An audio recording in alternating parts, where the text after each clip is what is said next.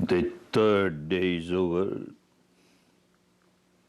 You have 7 more left to work. Tomorrow, the 4th day, is a very important day for you. You will start practicing Vipassana. That means you will start entering the field of Panya, wisdom, insight. Whatever you practiced for these 3 days was a very important prerequisite for your work tomorrow. The actual work starts tomorrow. These 3 days you were preparing yourself to start the actual work of Vipassana meditation.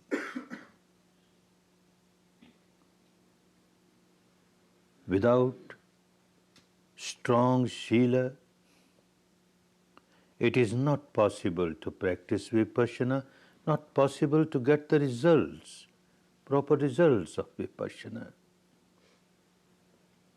Without good Samadhi, it is not possible to practice Vipassana. Therefore, these 3 days, you are observing your 5 precepts, the Sila that you had taken on the first day. This was the foundation. Stronger the foundation, the stronger the building will be on the foundation. So with a strong foundation, you started working with Samadhi, practicing Anapana. Sila is necessary to have right type of Samadhi. Even 25 centuries back in India, and so also to some extent even today, there were teachers, there are teachers who give no importance to Sila. They say, not necessary, you do whatever you like, whatever you feel pleasant to you. Carry on.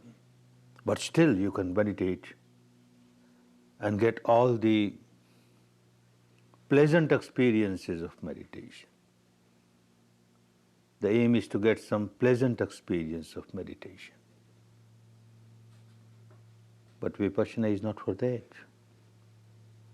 Vipassana is to get the mind purified at the deepest level, at the root level, for which not ordinary Samadhi but Samma Samadhi is necessary, the right type of Samadhi. So perfect Sila is necessary for right type of Samadhi, and right type of Samadhi is necessary to develop Panya. And Panya is necessary to reach the final goal of full liberation, full enlightenment. Sila for Samadhi, Samadhi for Panya, Panya for Vimutti, that is liberation. This is just when you start the work, but as you proceed, you find all 3 of them, Sila, Samadhi, Panya, they start helping each other. It's like a tripod with 3 legs. Even if one is weak, it can't stand. All 3 must be strong. Sila will help, Samadhi will help Panya. Samadhi will help, Sila will help Panya. Panya will help, Sila will help Samadhi. All 3 are interlinked and they start helping each other. If one is perfect in Sila, good. It gives its own benefits, good results. But merely having perfection in Sila alone cannot take one to the final goal of full liberation. One is perfect in Sila and has very deep experience of Samadhi, yet this also cannot take to the goal of full liberation. Panya is necessary. This person who became fully enlightened, Siddhartha Gautama. His life was full of Sila even from the young age, childhood age.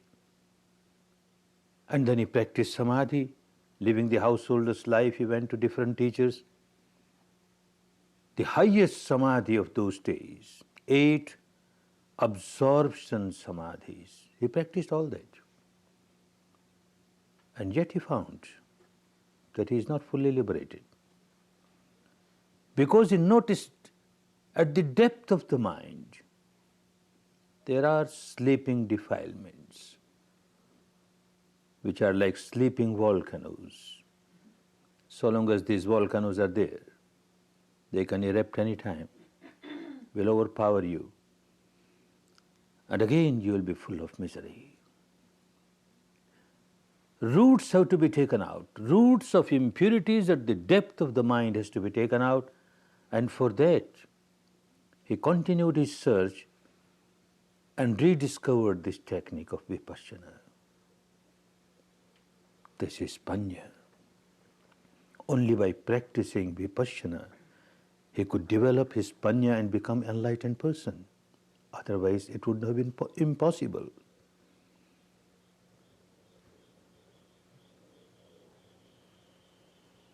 Vipassana was lost to the country. Talk was there. Panya was lost to the country in its perfection. He rediscovered that. 3 parts of Dhamma, the Eightfold Noble Path in Sila, which was there. 3 parts of Samadhi in the Eightfold Path were there. Now another 2 parts which come under Panya, that is Samma Sankappo, Samma Ditti, Samma Sankappo, right type of thoughts. When someone comes to a course like this, initially, at the surface level of the mind, there are certain impurities which keeps one very agitated. Some impact on the mind of some incident.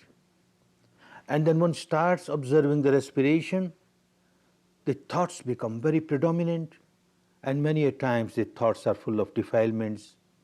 In some cases there might be anger, in some cases hatred, in some cases lot of sadness, depression, in some cases maybe passion. These thoughts keep on overpowering, and you try your best to come back to respiration. Thoughts keep on overpowering, you come to respiration. 1 day, 2 days, 3 days, you find not that all the thoughts have gone away, but the pattern of the thought has changed now. It is not as violent as it was before. Thoughts are still there, but now thoughts are mostly pertaining to Dhamma, pertaining to the path. One starts understanding what the path is, how I should meditate, what is the proper way of meditation, what are the difficulties, all that keep coming in the mind. Not the thoughts of harming somebody. This is Samma Sankappa. Still, it is not the right type of Panya which made him fully enlightened. Good thoughts were there in the teaching of all the teachers of India before him, contemporary to him, and after him. Have good thoughts. They are necessary. Then you can see things properly. And that is Samma Ditti, a right understanding, a right view. You can see things properly as they are. Like the sun is covered with very dark clouds, black, thick clouds, and you don't see the light. It's all darkness. Some layers of these clouds go away. Clouds are still there, but they are not so thick, not so dark. They are thin. Light, you start seeing light, although All have not gone away. That is necessary. This type of samma sankappa thoughts are still there.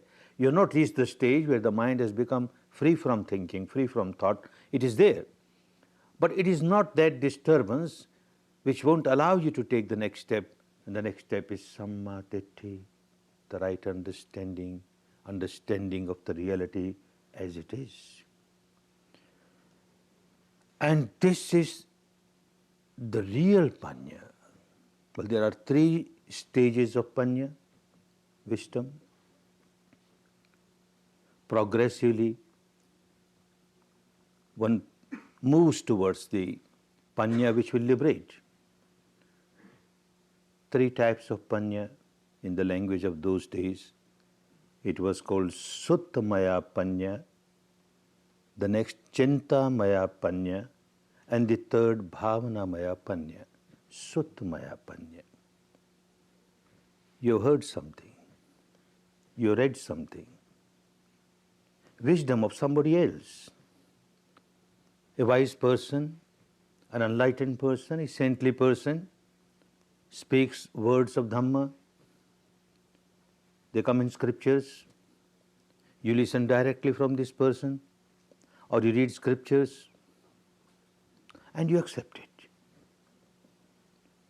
You accept it most of the time because you have got great faith and devotion in this person, or you have got great faith and devotion in the scripture, particular scripture, and you accept it. Good. Very helpful. Those who have never heard anything about Dhamma, those who have never heard anything about the truth, may remain confused the whole life.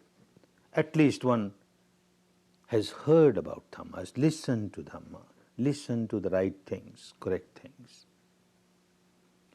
But this is not enough. Just by developing Suttamaya panya, the wisdom that one heard from somebody or read somewhere, cannot liberate you. It is very good in the sense that it will give you inspiration, it will give you guidance to take the next step. And the next step is Chintamaya panya, which means understanding the truth, developing the wisdom at the intellectual level. Human being is a rational being. He is not supposed to accept things blindly. He must use his intellect, have reasoning. Whatever I have heard, whatever I have read, is it logical? Is it pragmatic? Shall I accept it? At the intellectual level, one tries to understand it and one finds at the intellectual level, yes, it is quite logical, quite scientific, quite acceptable, and one accepts it. The second step of panya, very important step.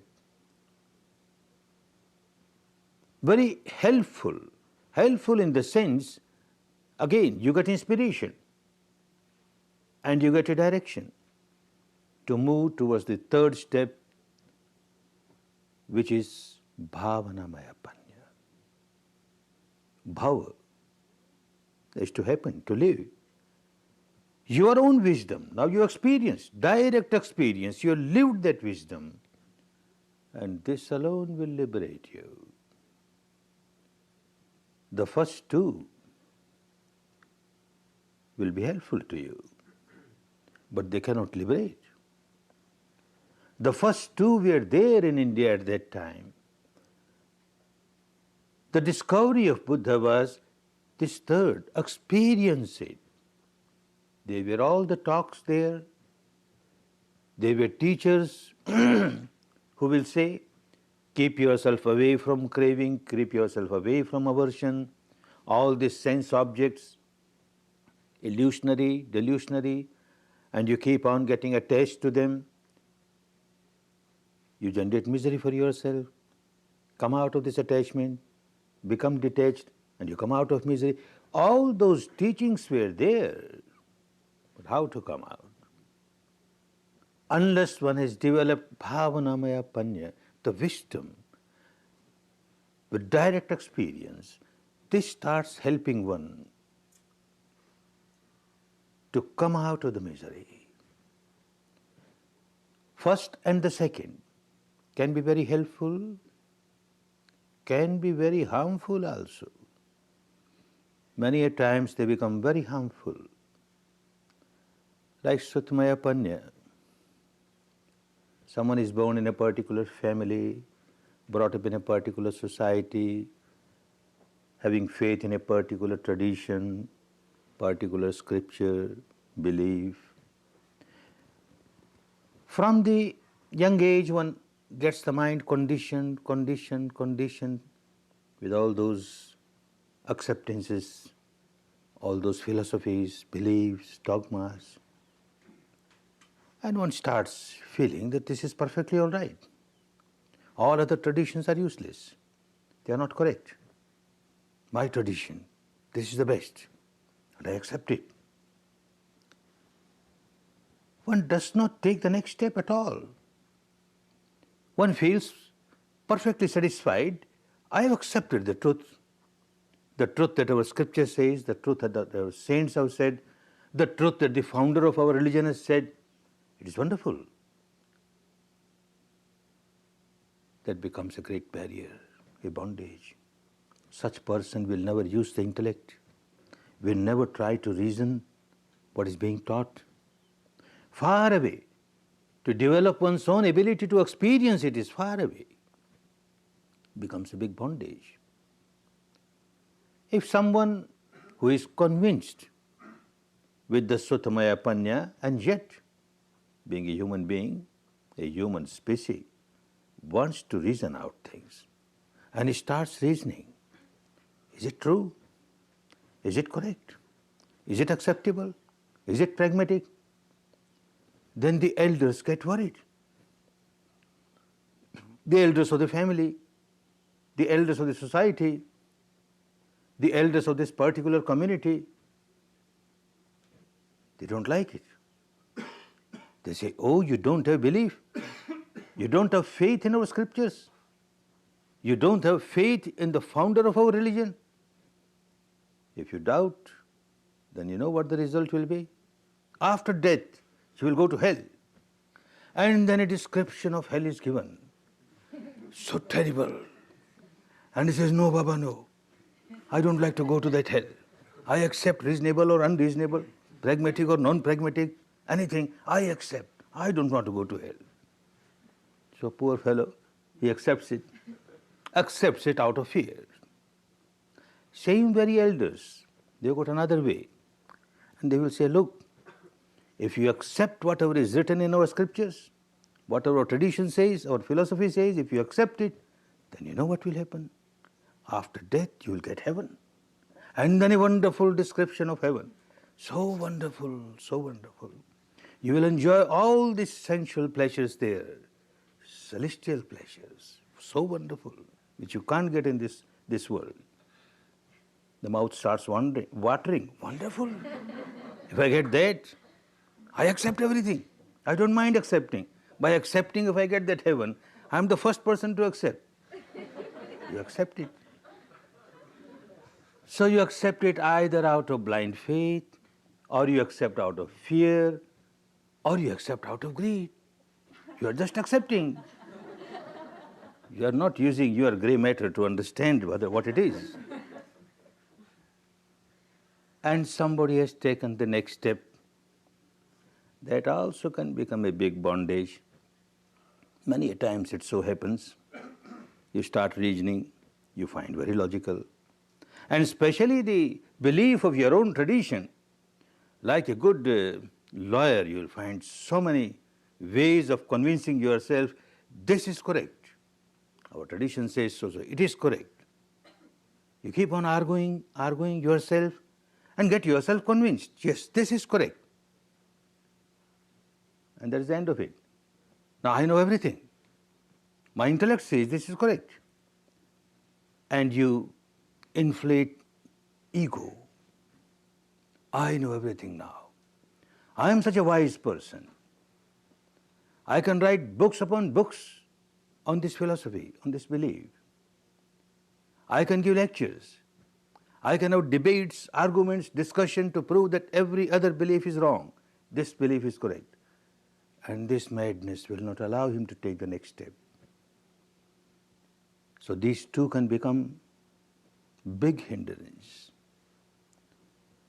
If one starts taking the step in the Bhavanamaya Panya, then you start experiencing the reality yourself.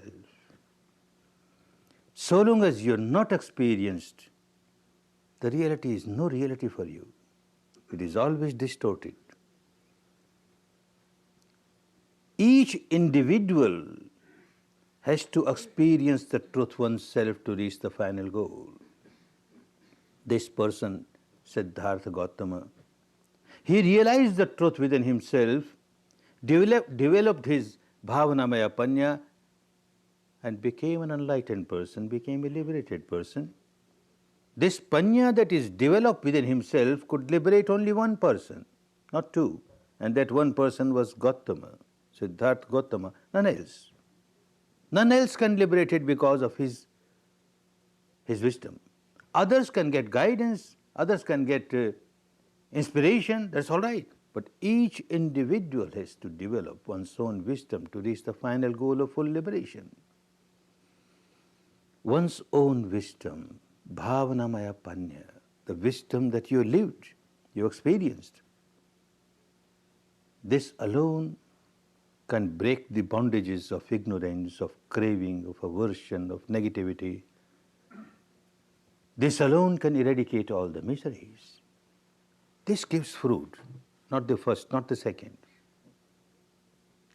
An example, someone very hungry has gone to a restaurant, got his seat, menu is placed before him. He goes through that menu. Ah, wonderful. The food prepared today is very delicious. His mouth starts watering. Wonderful. One incident. Now he orders for the food. It will take some time before it's served. And he looks around, people who had come earlier, they are already served food and they are taking their food and they are enjoying it. Certainly, the food is very delicious today. Look, everybody is enjoying.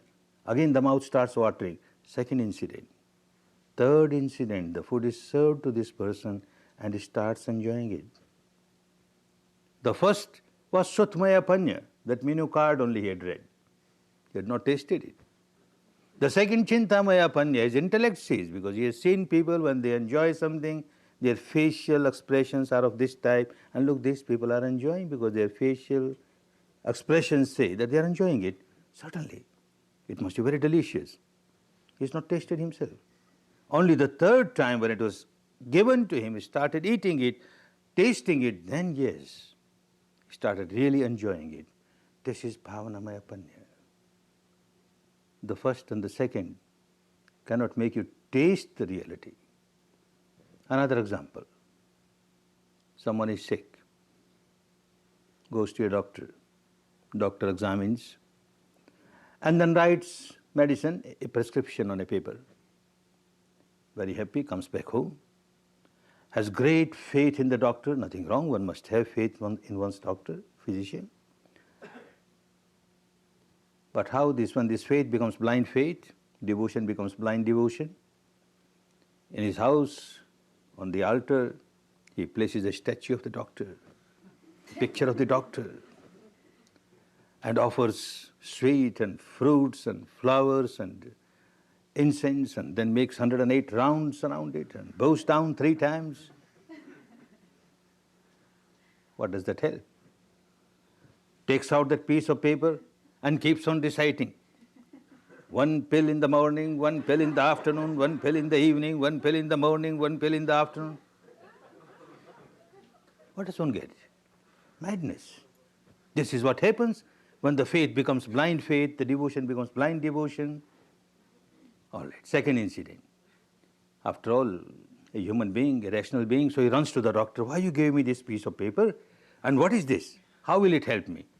The doctor is an intelligent fellow. He says, well, look, this is your disease, and this is the cause of the disease.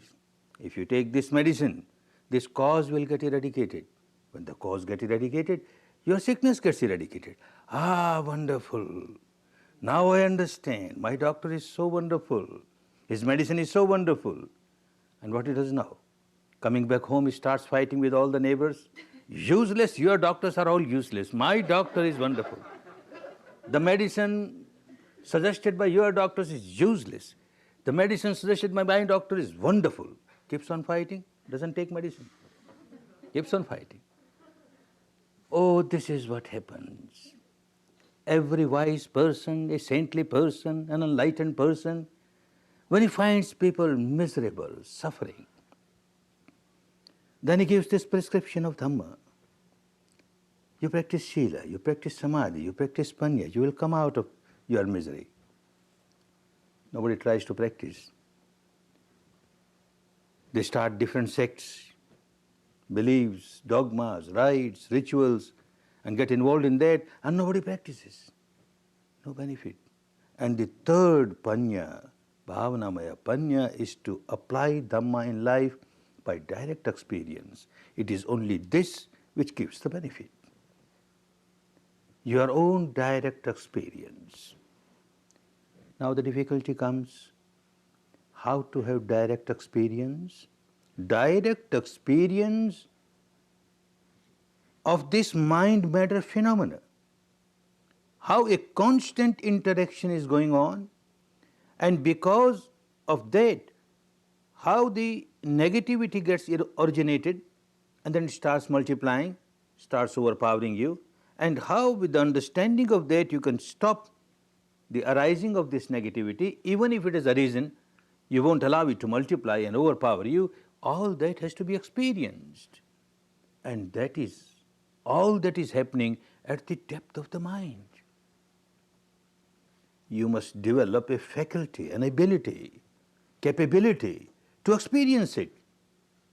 These 3 days, this is what you were doing. Unless you have that capability, that faculty, you can't practice Vipassana. Not possible. Like if you don't have your eye faculty, you can't see anything. If you don't have your ear sense faculty, you can't hear anything. Similarly, this mind faculty which takes you to the depth of the mind and matter interaction, unless you have this faculty, you can't. An example. 2 friends, young boys, very poor, live the life of beggar. They go around and beg food. One of them is blind, birth blind. One day it so happened that this friend who was blind, birth blind, he had very high fever. So the other friend said, all right, you stay here. I will go around and beg food and then we shall eat together. He went. And it so happened that day, a housewife felt very compassionate and she offered a very sweet dish. In our country we call it kheer, a pudding prepared from milk and rice and dry fruits and sweet, etc. This was offered. He was very happy. He enjoyed it, but this is liquid and he has no container to take for his friend. So he could not bring to the friend. Came back and very honestly told him, today in the begging I got this kheer, so delicious, but sorry I could not bring for you. I had no container.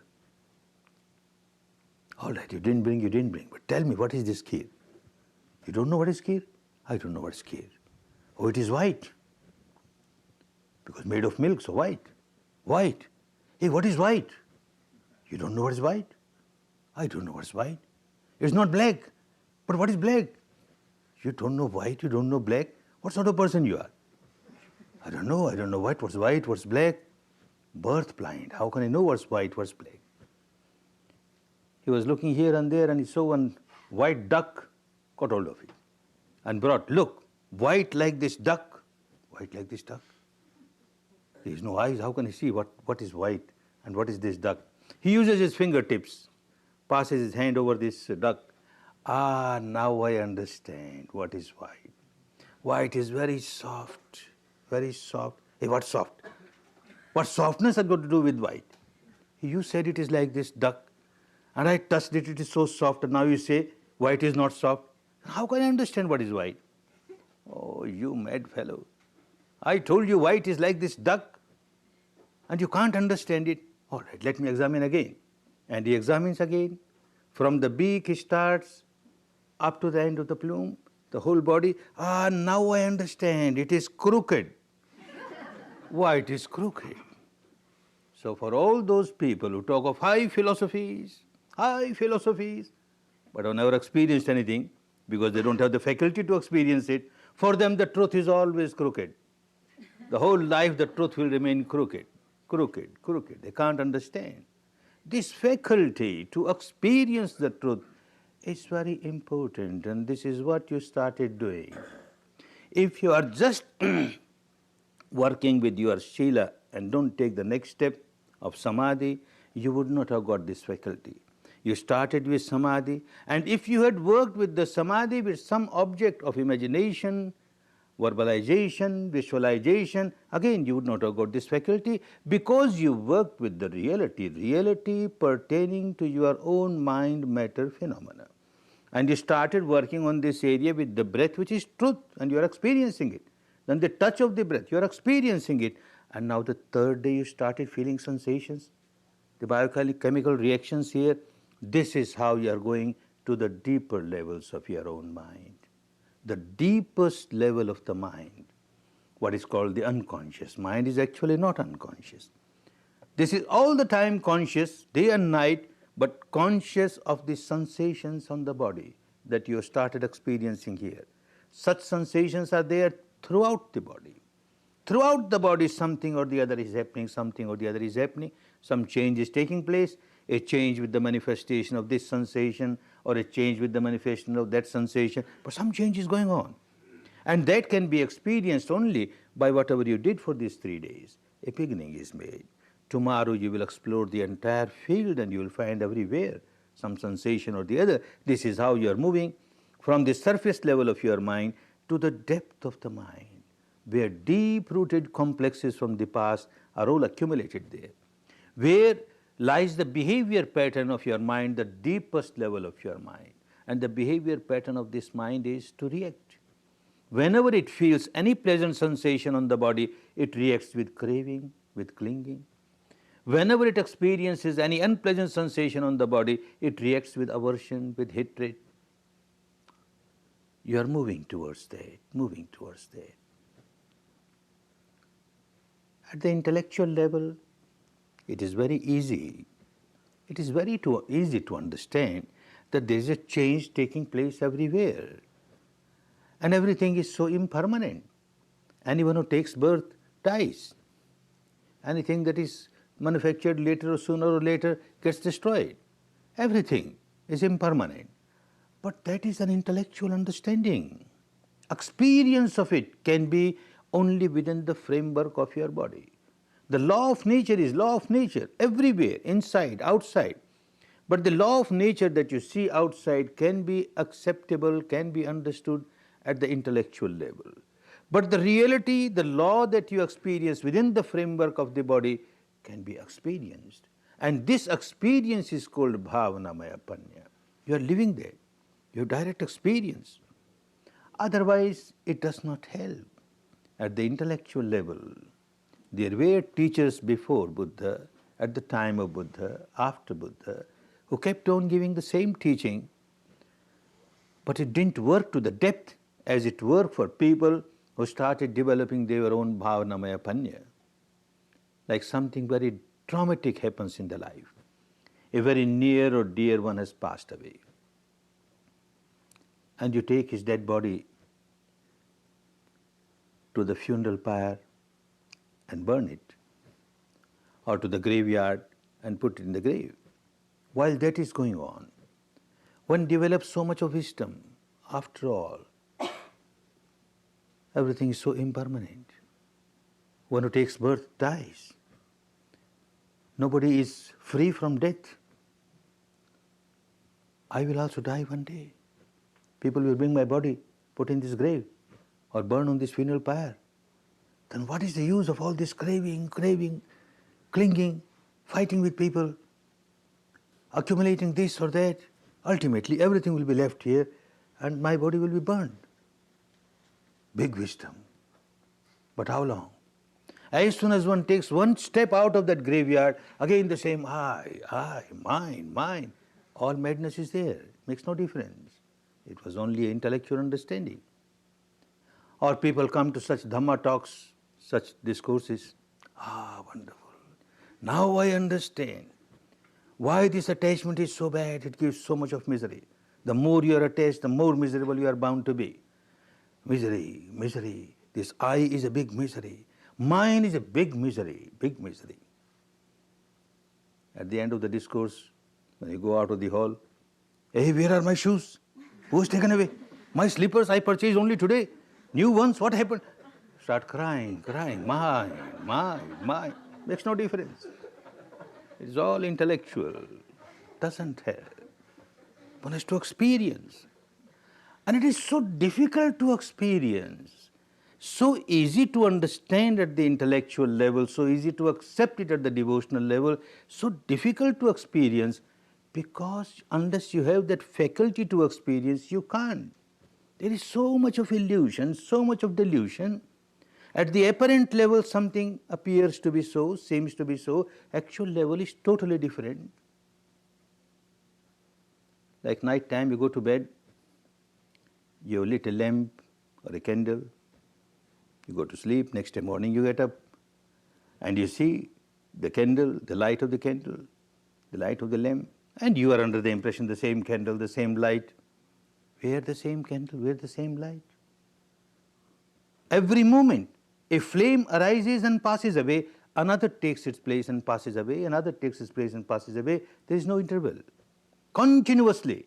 And that gives the impression, the same flame, the same light, the same flame, the same light. A big illusion. This electric bulb, I pointed towards it twice. One remains under the impression, the same light, the same light. Where the same light? If it was the same light, then why at the end of the month this electric company sends me a bill? You consume so many units, so many dollars, what for? My light I purchased in the market, my switch, and you on it, I get my light. Who are you? What for you want money? He is quite correct. He is generating their electricity. It comes through the wires, gets consumed, new takes its place with such great rapidity. The old one passes away, the new takes its place, the old one passes away with such great rapidity, it gives the impression the same, the same. Another example, you cross the river. Morning you cross the river, went to the other bank of the river, whole day you worked there, and then again you took the boat and came on this side of the river. You are under the impression, I have crossed the same river. Where the same river? Even if you take a dip in this river, you take a dip and the head above the water, second dip, head above the water, third dip, head above the water, you are under impression that I am taking dip in the same river. Where same river? Constant flow is there. The dip that you had in the river is gone. Not a single drop remains, all have gone. Second dip in a second river altogether. Third dip in a third river altogether. The morning you cross this river by your boat, by evening it was a totally new river. And yet the impression remains the same river, the same light. How to come out of this? Certain things which are within the capacity of your sense organs, you have got eyes and you can see things, there is a limitation for that. The flame of the lamp arising, passing, passing. If you see very carefully, you can notice, yes, arising, passing. But the light of electricity, it arises and passes with such a great rapidity beyond your eye's capacity. The flow of the river, yes, it is flowing. The second dip is a new river.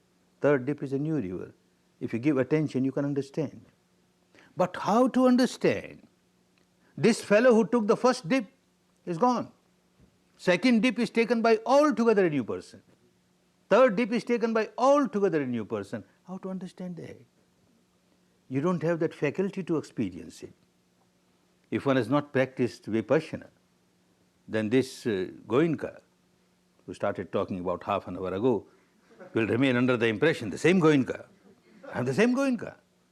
The same Goenka was yesterday. The same Goenka was 1 year ago, or 10 years ago, 50 years ago, 60 years ago, 67 years ago, same Goenka. Where same Goenka? Every moment this Goenka is dying, another Goenka is taking birth. Every moment this Goenka is dying, another Goenka taking birth. The entire physical structure made of these subatomic particles arising, passing with such great rapidity, such great rapidity. This speed creates illusion, delusion, confusion. One cannot understand the reality. Even if one accepts the reality at the intellectual level, because the scientists have said so, the entire material world, there is no solidity, it's only wavelets, wavelets, wavelets. The modern scientist says so. Well, an enlightened person like a Buddha has said so. There is no solidity anywhere, just wavelets, entire universe, mind and matter, nothing but wavelets, vibration, vibration. Because you have got faith in them and you accept, that doesn't help. You have to experience yourself. And this is what was done by him to reach the final goal of full liberation. And that is what everyone has to do to understand the real change taking place. Every moment changing, changing, changing. With great rapidity, changing. A child is born. You see the child, beautiful, tender. You see the child after 10 years, a big change has come. And you see with the interval of 20 years, big change, 30, 40, 60, 80 years, unbelievable. The same child? How he became like this? And how he became like this? Not that at the end of every 10 years, he went to bed and some God Almighty passed a magic wand over his body and he got a changed person. Nothing doing. Every moment change is taking place, every moment changing, changing, changing, decaying, decaying, growing, decaying, growing, decaying. This is the law of nature. This law of nature, if one accepts at the intellectual level or at the devotional level, does not help at all. It is just an intellectual pleasure, intellectual entertainment, or a devotional pleasure, a devotional entertainment. It won't help.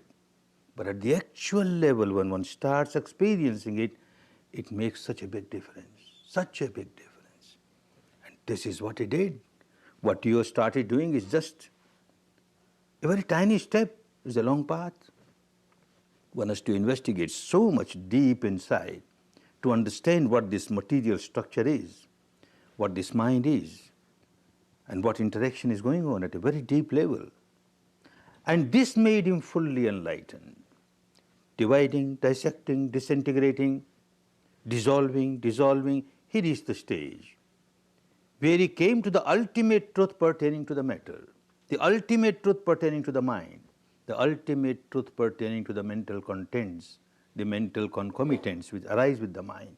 And then it transcended that and experienced something which is beyond mind and matter. For the matter, dividing, dissecting, he came to the tiniest subatomic particle of which the entire body is made, the tiniest, to which he gave a name, Kalapa. Kalapa means a unit, a material unit, tiniest material unit which cannot be further separated. He called it Atta Kalapa. Atta means 8. 8 things joined together make this unit, and these 8 things cannot be separated. They are always together. The 4 basic elements like earth, water, fire, air, and each one has its own characteristic, joined together 8. These characteristics are more important, and that can be experienced. When one reaches to that stage, then it becomes easy to understand the mind also at the ultimate level. This is the reality of the mind at the ultimate level. This is the reality of every mental content at the ultimate level. And this made him understand what is this mind-matter phenomena. With such a great rapidity, all wavelets, wavelets, wavelets, but with such a great rapidity, things arise, pass, arise, pass, arise, pass. He says, by the time I snap my fingers, or by the time I blink, this tiny little subatomic particle arises, passes trillions of times, trillions of times. A Western scientist also has come to the same conclusion. A professor in Berkeley University, he was studying, trying to understand how this atom is working. This was clear to the scientists of the West a century ago, that there is no solidity in the material world, mere wavelets, wavelets, wavelets. He was eager to know, very inquisitive to know the tiniest particle, how many times it arises and passes in 1 second. And to find out that, he invented a instrument which he very rightly called bubble chamber. Like bubble, it arises, passes, passes. And with the help of this bubble chamber, he could find out and then announce that this tiniest atom, it arises and passes in 1 second, 22 zeros after 1, 22 zeros after 1. And here another scientist in the East says that by the time I snap my fingers or blink my eyes, trillions of times it arises and passes, arises and passes. They came to the same conclusion. And yet what a great difference, what a great difference. Quite a few students from this part of the world, California, Berkeley, they came to India, took courses when they heard about this professor, and he's a very renowned professor. He passed away recently, and he got Nobel Prize, and Nobel Prize is not given to any Tom, Dick and Harry. Somebody must have invented something which people didn't know. So he was a very famous man.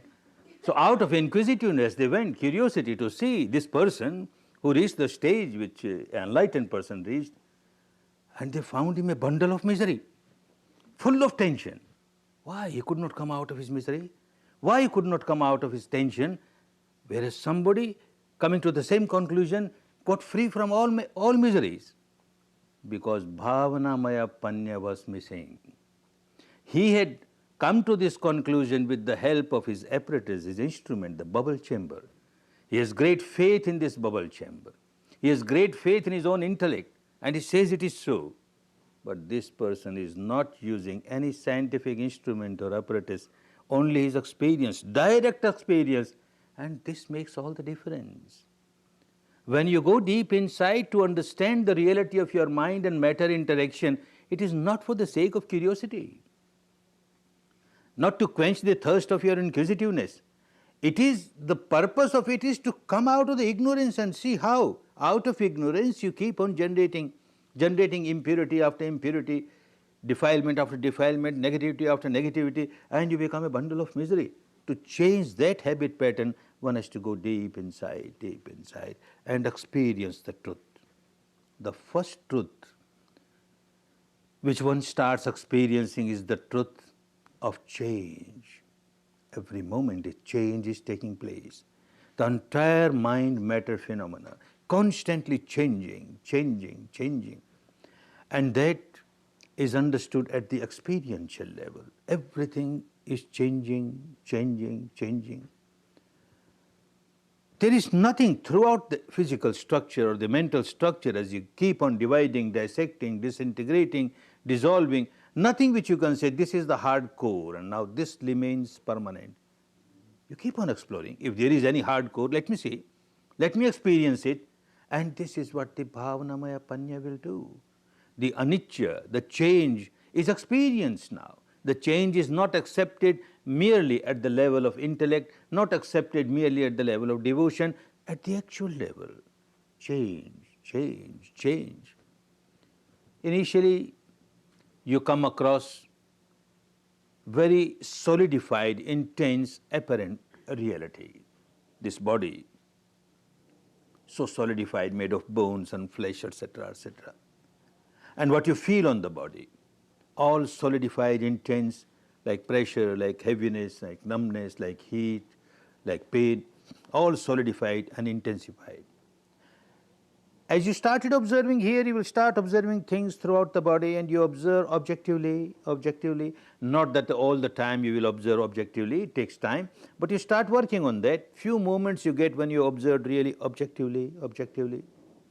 And as you are observing objectively, you find the mind is becoming sharper and sharper. And as the mind becomes sharper and sharper, it starts experiencing subtler and subtler reality. The intensity, through the intensities, through the solidity, you start piercing, penetrating, and you start experiencing subtler reality, subtler reality, subtler reality, till one reaches the experience where the entire material structure, the entire mental structure is nothing but vibrations, vibrations arising, passing.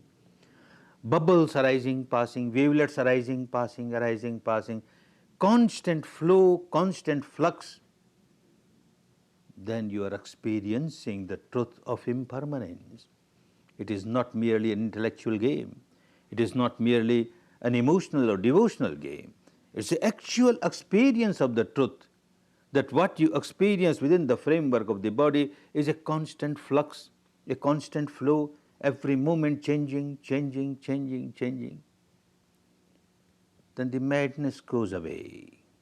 Madness of what? Madness of attachment towards this physical structure. Madness of attachments towards this mental structure, the combination of the two. Something which is so ephemeral.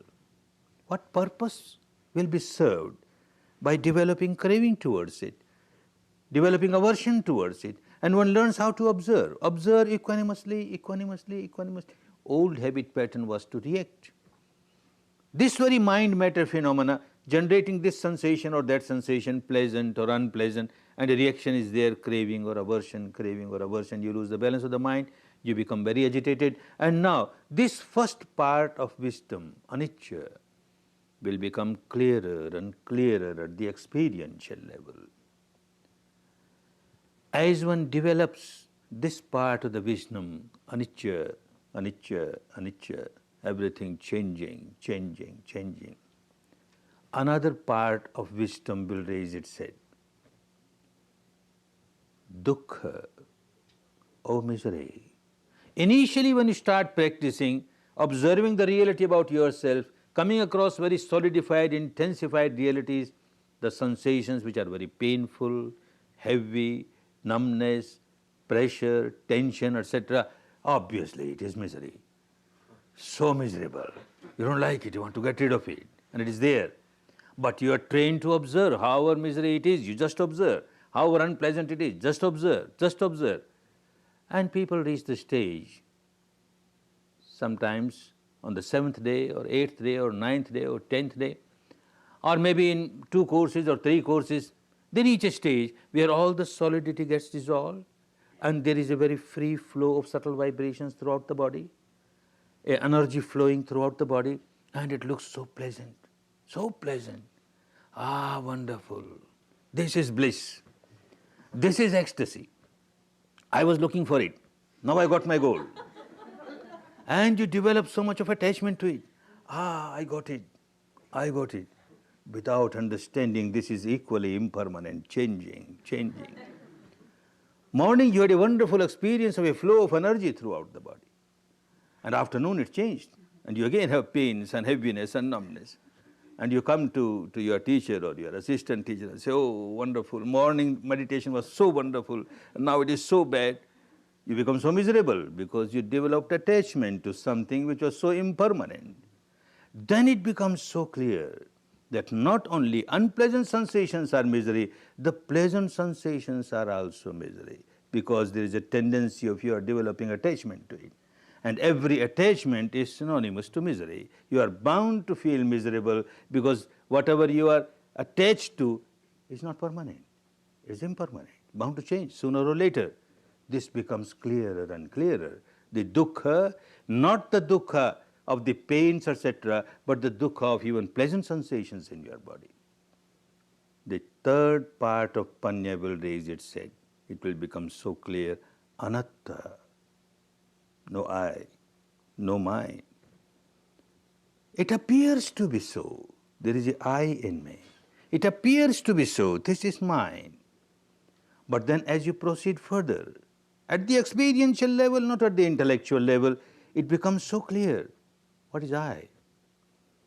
You explore the entire field of matter within you, the entire field of mind, the combination of the two, and nothing but wavelets, wavelets, wavelets, bubbles, bubbles, bubbles arising, passing.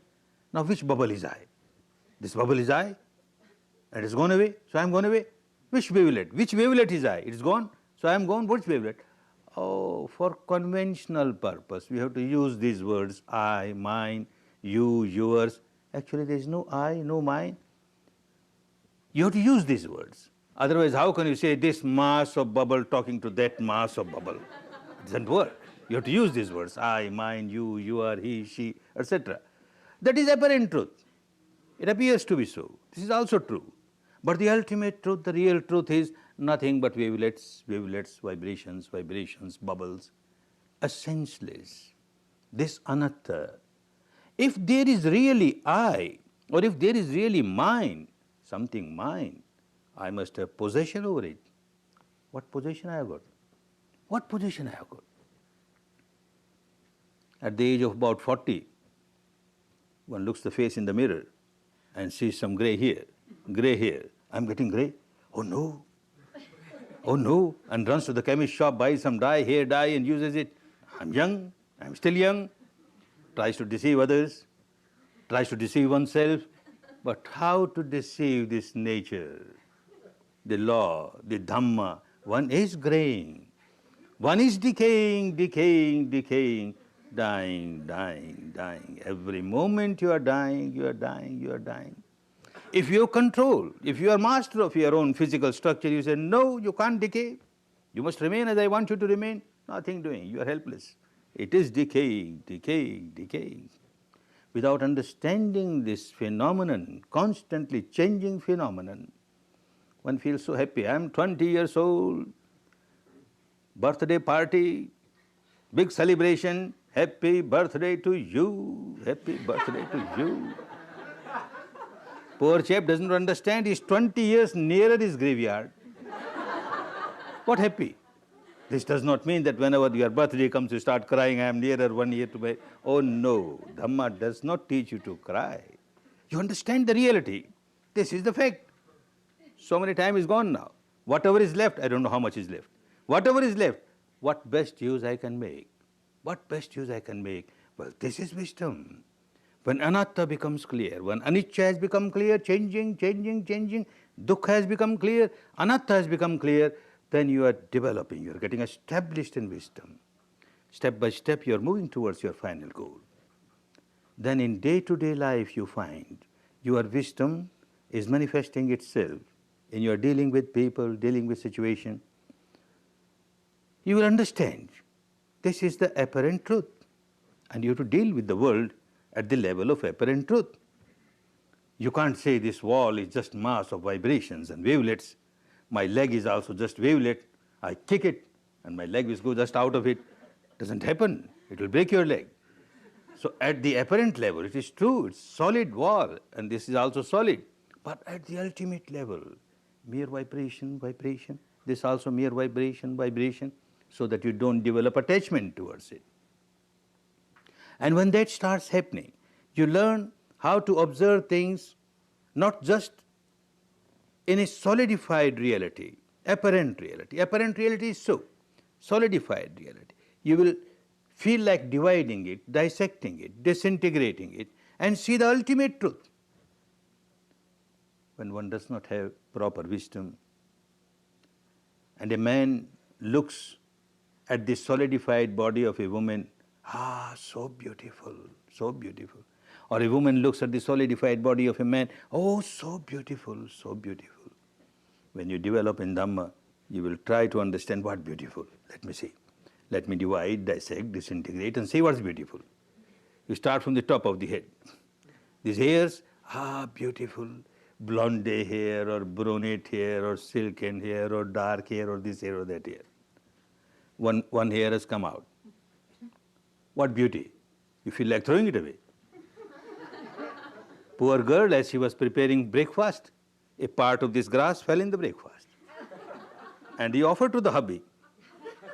And the hubby found out, hair, oh, dirty hair, you spoiled my breakfast. What dirty hair? Whole evening, whole night you are praising beautiful hair, beautiful hair. Now it has come with your food. Eat it. Why shout? It was beautiful only when it was integrated. When it remained integrated, it was beautiful. The moment got disintegrated, you know, no beauty in it. What else beautiful? Move further. You come to the teeth. Ah, wonderful, so beautiful. Rows of pearls, pearls. One tooth has come out, broken. A pearl has come out, a valuable pearl. Keep it in the safe, in the treasury. Throw it away, a piece of bone. It's a piece of bone the moment it gets disintegrated. When it is integrated, it is a pearl, valuable pearl, a row of pearl. And what else as you move further? Oh, these nails, so beautiful nails. And so well nail polished. To suit the color of the skin or to suit the color of the gown or the sari, so beautiful, so beautiful. And the same story, poor girl, she was clipping her nails and some part of these nails fell in the food. And the husband, so nails, dirty nails. What dirty nails? Beautiful nails, beautiful nail polished, and your food is so beautiful, joined together, doubly beautiful. Eat it. What beautiful? What is beautiful? A student comes to me and says, in the West, you know what we say is beautiful. Tell me what is beautiful. Please don't talk about these things. In the West, we say beauty is 1/16th of an inch deep. This skin looks so glossy, so smooth. This is beauty, is it? Take a razor, peel little bit of it, and see what beautiful. You feel like throwing it away, you can't keep it. What beautiful? Is there anything beautiful inside?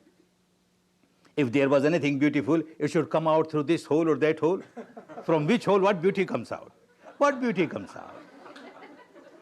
The nature is really very kind to us.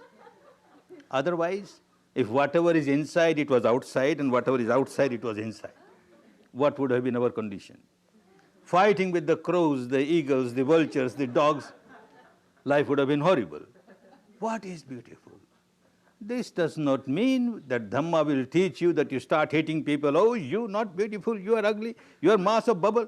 I am also mass of bubble. Dhamma will not teach hatred.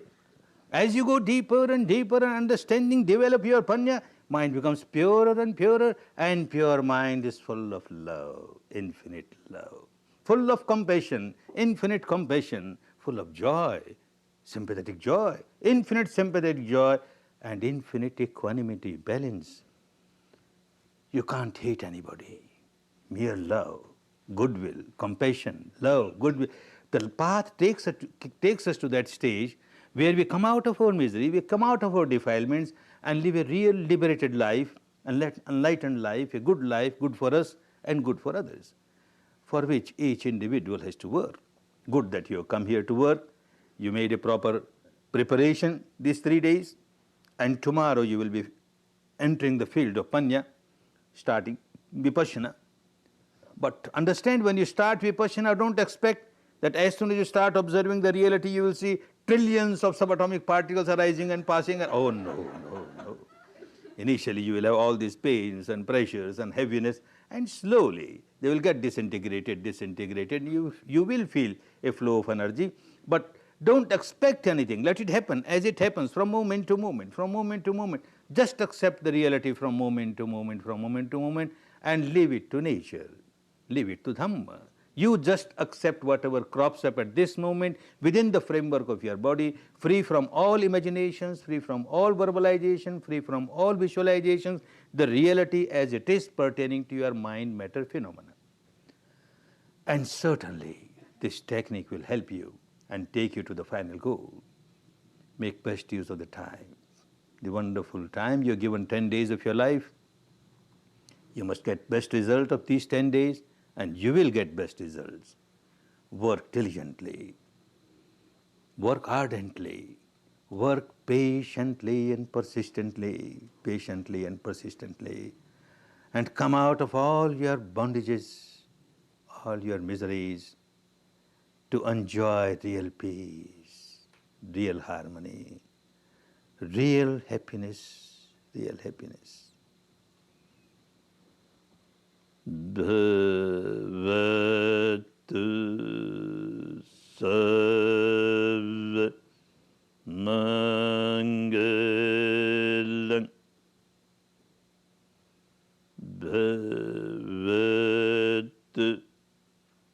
Sarva Mangalam Bhavatu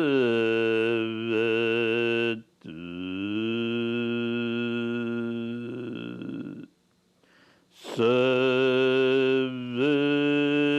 Mangalam.